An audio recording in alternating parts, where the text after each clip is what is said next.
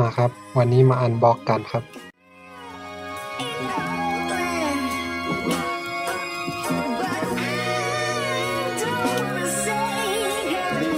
Xiaomi Mi A2 Lite นะครับ 6,290 บาท แถมMi Band 2 Mi Band 2ที่สั่งจาก Lazada Mall จัดจำหน่ายโดย Lazada นะครับ เป็นของศูนย์ Xiaomi รับประกัน 1 ปี ซึ่งเห็นร้านทั่วไปก็จะขายกันอยู่ที่ 5,300 ขึ้นไปนะครับ แต่ไม่แน่ใจว่าเป็นเครื่องหิ้วหรือมีการรับประกันหรือเปล่า แล้วก็ซื้อจากทางร้านอย่างเป็นทางการดีกว่าครับ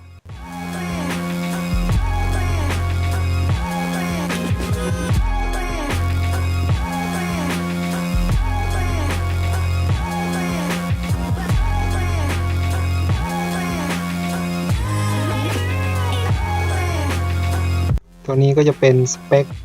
RAM 3 นะครับ ROM 32 เพิ่มการ์ดได้สูงสุด 256 GB นะครับ แล้วก็มีซิมการ์ด 2 สล็อตนะครับ ใส่ได้ 2 ซิม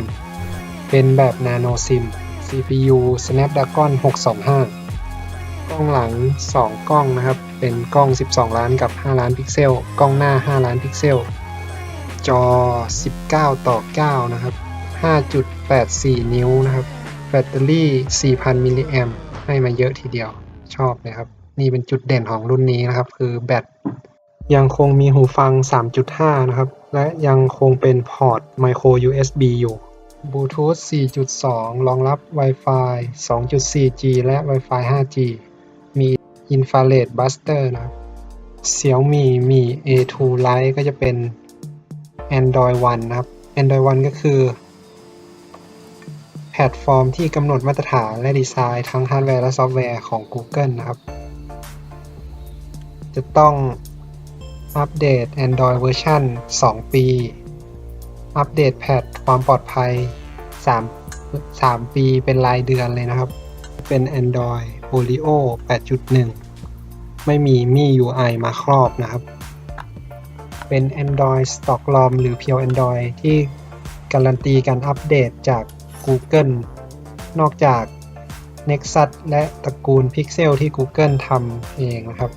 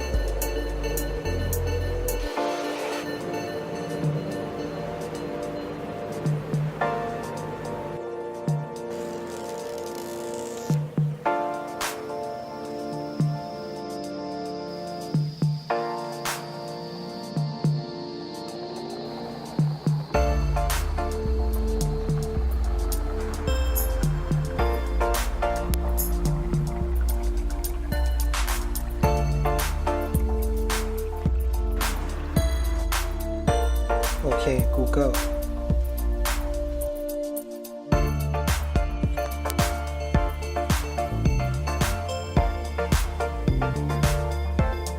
โอเค Google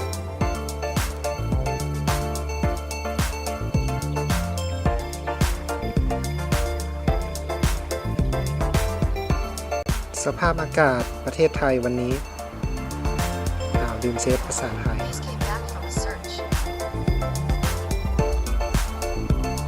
โอเค Google What time is it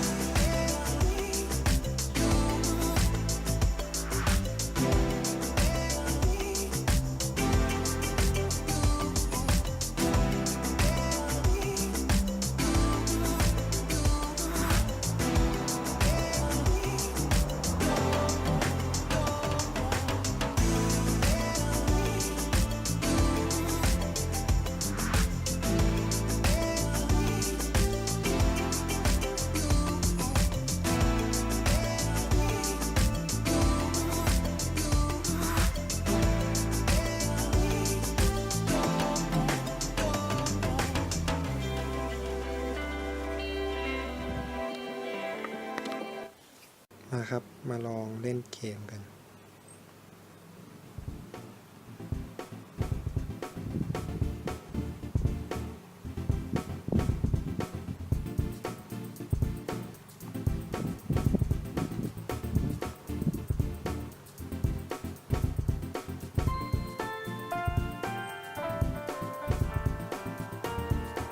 กับ Add for Line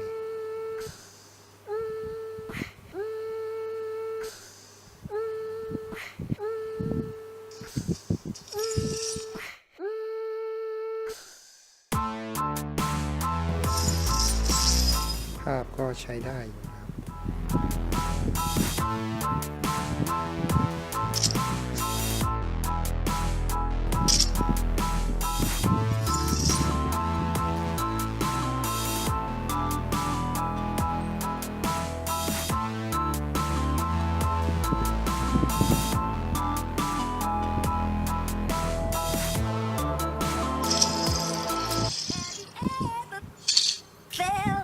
Are you listening? Damn.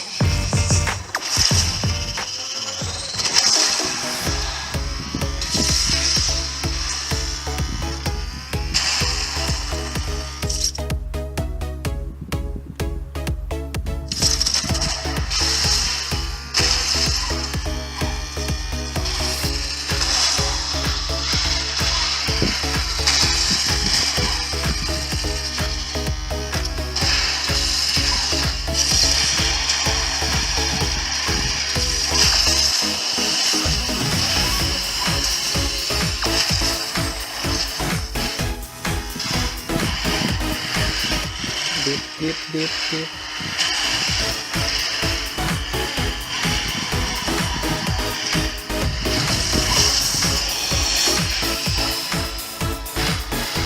โอเคนี่ตั้งแบบใช้เอียงเอานะครับ ก็จะขับเองแบบกดก็ได้ครับ หรือแบบอัตโนมัติโอเค ไว้เท่านี้นะครับ